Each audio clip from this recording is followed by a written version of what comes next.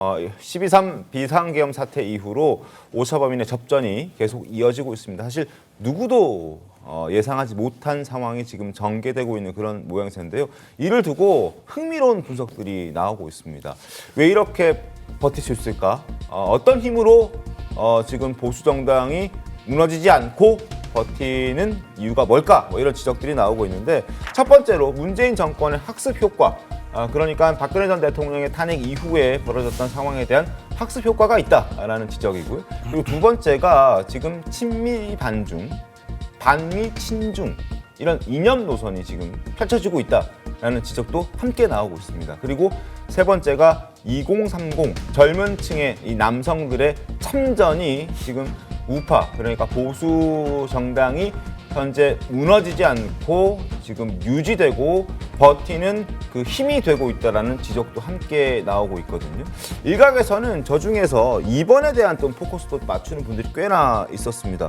어떻습니까? 서영주 대변인, 네. 과거에 지금 탄핵 소추안에서도 어떤 친러, 친중 이런 지적들 했다가 또 민주당이 빼기도 했고, 네. 이런 지적들이 나오면서 어쨌든 약간 친미, 반미, 반중, 친중 이런 지적들이 좀 나오고 있던 것 같더라고요. 그러니까 저런 이유들을 좀 보면은 해석은 가능하겠으나 지금 현재의 우파의 보수 결집에 대한 그 기현상에 대해서, 네? 쥐어 짜내는 그냥 분석인 것 같아요. 쥐어 짜내는 분석이다. 쥐어 짜낸 거죠. 반미네, 친중이네. 이 자체는 한반도 동북아부터 동남아, 그다음에 트럼프 정부까지 다 갖다가 요소를 넣으면요, 네? 있을 수 없는 일입니다. 결국에는 대한민국 한반도에서 대한민국의 외교 정책은 전략적 모습을 썼던 이유는 좀 슬픈 얘기지만 우리가 주도권을 가지고 외교를 해오지 못한 이유입니다. 그러니까 우리가 반면에 친중이라 한다고 해서 이 자체가 대한민국의 어떤 우파의 여론 형성에 있어서 본인들 안에서는 그게 어떤 그 동기 유발을 할 수는 있겠으나 전체의 지형에 있어서는 그게 오래 갈 수 없는, 그리고 대중의 전반에 영향을 미칠 수는 없는 상황이다. 그다음에 이제 문재인 정권 부분에 대해서 얘기를 하는데, 문재인 정권 끝난 지 꽤 되지 않았습니까? 그러니까 그 한 텀을 지나서 윤석열 정권 속에서의 국민들의 피로감, 그리고 이 탄핵, 이 내란이라는 엄중한 사태에서의 탄핵까지 오는 기간 동안 저는 문재인 정권이라기보다는 차라리 우파의 결집은 그냥 이재명 대표에 대한 공포심이죠. 네. 이재명 포비아라고 하죠, 보통. 그런 부분들이 결집하는 요인으로 더 크게 작용하는 것이지, 이게 문재인 정권에 대한 요인으로 찾는 것은 좀 번지수가 잘못됐다.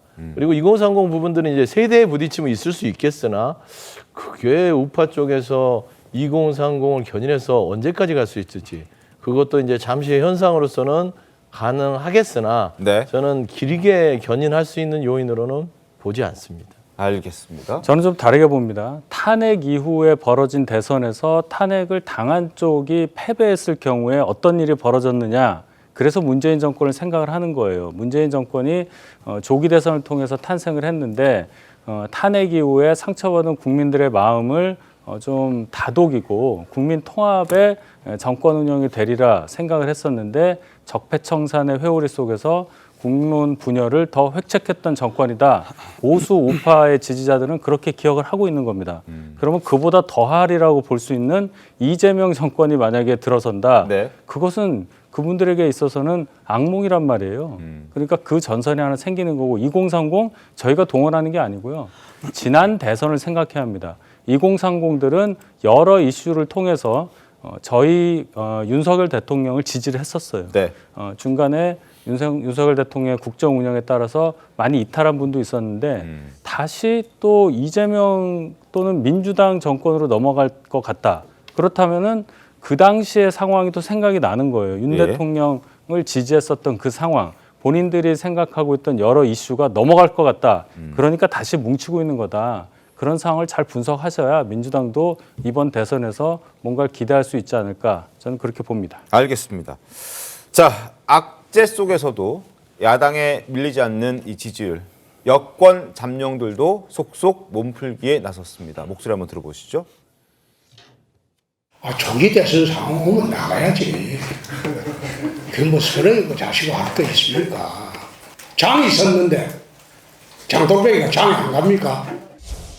4선 서울시장으로서 꾸준히 경험을 쌓아온 게, 저는 그건 저 개인의 역량이 아닌 일종의 공공재라고 생각합니다. 이러한 공공재는 여러 가능성을 가지고 있다고 생각을 합니다. 홍준표, 오세훈 시장을 비롯해서 여러 후보들이 지금 나오고 있습니다. 화면 함께 보겠습니다. 자, 김문수 고용노동부 장관. 강점은 보수 지지층에 대한 소구력입니다. 그때 국회에서 모두 다 국무위원들이 일어나서 사과하라고 했을 때 유일하게 일어나지 않았던 장관이기도 하죠. 그러나 약점도 있습니다. 친윤 이미지 한계가 있는 김문수 고용노동부 장관이었고요.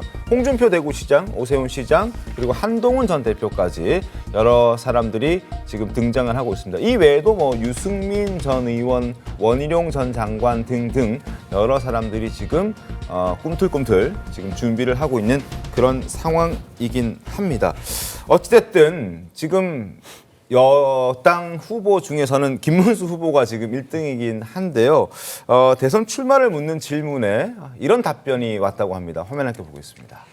자, 할 말 없습니다. 그러니까 출마하실 거냐, 대선 어떻게 생각하느냐 이런 질문에 할 말 없다 하면서 이제 하트를 보냈고 추가적인 질문을 했을 때도 아무 말 없이 하트만 보냈다는 거예요. 그러니까 저걸 우리가 어떻게 해석해야 되느냐라는 부분을 생각했을 때 대선까지 생각하지 않고 있는 것 아니냐? 조기 대선 생각하지 않고 있는 것 아니냐? 뭐 이런 해석도 충분히 가능한 상황 아니겠습니까? 어떻게 좀 보셨습니까? 저는 만약에 조기 대선이 열린다면 김문수 장관이 거의 확실하게 출마할 걸로 봅니다. 아, 그러세요? 왜냐하면 지금 여론조사에서 저 정도로 호명이 있으면요. 생각이 없던 정치인도 다 생각이 생겨요. 그런데 김문수 장관은 지금 어떤 말도 할 수 없는 처지에 있죠. 네. 왜냐하면 본인은 지금 그 계엄이 부당하지 않다는 입장에 가깝고 그리고 탄핵이 기각돼야 한다고 하는 확고한 입장을 갖고 있기 때문에 조기 대선에 조자도 입에 올릴 수 없습니다. 저게 지금 김문수 장관으로서는 논리일관적인 반응이죠. 다만 만약에 탄핵이 인용되고 조기 대선이 발생한다. 네. 그러면은 아마 굉장히 빠른 속도로 채비를 해서 대선 경선에 뛰어들 거다. 저는 그렇게 보고요. 지금 저렇게 드릴 말씀이 없습니다라고 하는 것이 김문수 장관과 홍준표 시장이 아주 대비되는 지점입니다. 사실 홍준표 시장은 그동안에 윤 대통령과 굉장히 가까운 그런 스탠스를 표방해 왔고 네. 그렇게 윤 대통령하고 친하다고 이렇게 뭐 본인이 직접 말만 안 했지 거의 그런 걸 굉장히 드러내 왔잖아요. 그럼에도 불구하고 탄핵 정국이 되니까 집을 서울로 옮겨야겠다라고 하면서 가장 먼저 대선 출마 가능성을 시사했었습니다. 그렇죠. 그런 것들이 여권 지지층에는 굉장히 좋지 않게 보이는 거예요. 정서적으로. 아마 김문수 장관과 이 홍준표 시장의 대비되는 지점을 보면서 여권 지지층이 지금 많은 생각을 하고 있을 거라고 봅니다. 그럼 사실상 이제 탄력을 받을 부분은 김문수 장관이 더 탄력을 향후에는 받을 것이다 이렇게 전망하시는 건가요? 다만 김문수 장관이 현재 가능성을 보여주고 계시지만 한계도 동시에 있죠. 네. 즉 계엄에 대해서 그다지 위헌위법하지 않다는 입장을 견지하고 있는 것으로 보이고 네. 또 탄핵은 반드시 기각되어야 한다는 입장을 갖고 계신데 과연 이런 것이 그러면 김문수 장관이 정말로 본선에 출마했을 때는 본선에서 중도 소구력을 가질 수 있느냐. 즉 중도표 무당층의 표를 견인해 와서 최종적으로 이재명 대표를 꺾을 수 있는 후보냐. 이거는 대선 경선에 들어갔을 때는 유권자들이 아마 심각하게 다시 한번 판단을 해보실 영역이라고 생각합니다. 즉 네. 김문수 장관이 대선 경선에 뛰어들 수 있는 필요 조건 하나는 갖췄어요. 적어도 명태균 씨하고 엮인 건 없지 않겠습니까? 2022년 지방선거 출마 안 했고 2024년 총선 출마 안 했으니까 네. 명태균 리스크로부터는 굉장히 자유로운 분이라는 점은 강점인데 그것만으로 대선 후보의 모든 필요 조건이 충족되는 것은 아니기 때문에 만약에 앞으로 조기 대선이 발생한다면 그 경선 국면에서 또 여러 가지 고려 요소가 있을 것으로 봅니다. 알겠습니다. 알겠습니다. 이 하트의 의미 저희가 첨차적으로 한번 상황을 파악해 보기로 하고요. 이 여권의 또 다른 다크호스죠. 한동훈 전 국민의힘 대표의 등판 시기도 임박한 것 같다. 네. 이런 관측들이 나오고 있습니다. 한 전 대표의 과거 발언 또 친한계 인사 이야기 잇따라 들려드리겠습니다.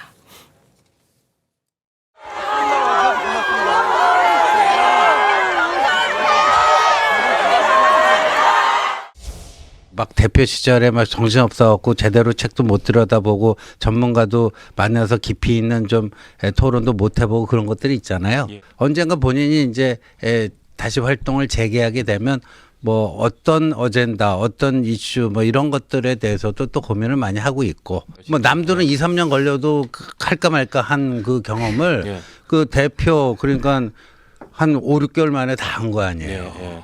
한동훈 대표가 정치를 포기한 적도 없고 은퇴 선언한 적도 없고 네. 잠시 쉬고 있는 거예요. 네. 사정이 생겨서 탄핵이 인용되고 조기 대선이 확정되면은 저는 참여할 거라고 봐요. 예, 뭐 잠시 쉬고 있는 거다 지금 이런 식으로 표현을 네. 해주셨습니다. 일각에서는 2월쯤에는 등판하게 될 것이다. 그러니까요. 지금 이런 얘기들도 나오고 있는데 네. 최근 한동훈 전 대표 모습이 포착이 됐죠. 과거 같이 지도부를 꾸렸었던 진종호 의원과 오찬을 했다. 이 진 의원 같은 경우에는 특히나 지금 한동훈 지도부를 사실상 붕괴시키는데 일조를 했던 어떻게 보면 그 인물 가운데 한 명인데 지금 한동훈 대표가 저렇게 나란히 앉아서 사진 촬영을 하는 모습, 둘 사이의 분위기도 관계도 많이 와해가 됐다, 완화가 됐다 이런 얘기들까지 같이 나오고 있습니다. 지금 이 자리에 참석했던 한 대표가 기죽지 말라. 국민들이 혼란에 빠져 있는 상황인 만큼 더 단단하게 잘 추슬러 보자. 이런 이야기를 했다고 전해지고 있는데 이 부분은 지금 송 변호사님께 또 한 번 여쭤보지 않을 수가 없을 것 같습니다. 이 모임 참석 혹시 하셨나요? 저는 직접 참석하지 않았습니다. 네, 그럼 한 대표가 예. 다만 이제 그 김종호 의원이 과거에 이제 국민의힘 최고위원직을 사퇴하는 과정에서 다소 이제 한 대표하고 거리가 잠시 멀어졌던 것은 있습니다만은 그런 일에 연연하지 않고 정치적인 포용력을 발휘해서 최대한 많은 사람들과 함께 가겠다라고 하는 것이 한동훈 전 대표의 생각일 것이다. 네. 저는 그렇게 이해하고 있고요. 그럼 장동욱 최고위원은 어떻나요? 그 부분에 대해서는 뭐 제가 직접 여쭤보거나 들은 바가 없어서 예. 정확하게 아는 바가 없습니다.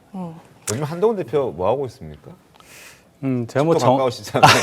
정확한 건 뭐 알지 못하는데 네. 뭐 활발하게 활동을 뭐 바깥에서 누굴 만나거나 그런 건 아닌 걸로 알고 있고 신주호 전 총장, 부총장 말씀대로 뭔가 많이 공부를 좀 하시는 거 그다음에 필요한 사람을 좀 조금씩 만나시는 수준 네. 그 정도의 활동하고 있는 것으로 전해 들었습니다. 사람들 좀 만나고 다니긴 하나 보네요. 네, 사람을 만나면서 이제 진영을 좀 구축하는 출마를 하기 위해서 준비를 하는 단계라고 보면 되겠죠. 저는 그 진종호 의원과의 저 사진이 대단히 큰 의미를 가진다고 생각을 해요. 네. 원래 한동훈 대표와 같이 정치 활동을 했던 분이니까 또 만날 수 있는 거냐 이렇게 보시지만은 말씀하셨듯이 한동훈 지도부가 붕괴하는 과정에서 진종호 당시 최고위원이 뭐 사퇴를 하면서 그게 촉발된 거잖아요. 네. 그럼에도 불구하고 불과 얼마 지나지 않았는데 다시 뭉치는 모양새를 보였다는 것은 네.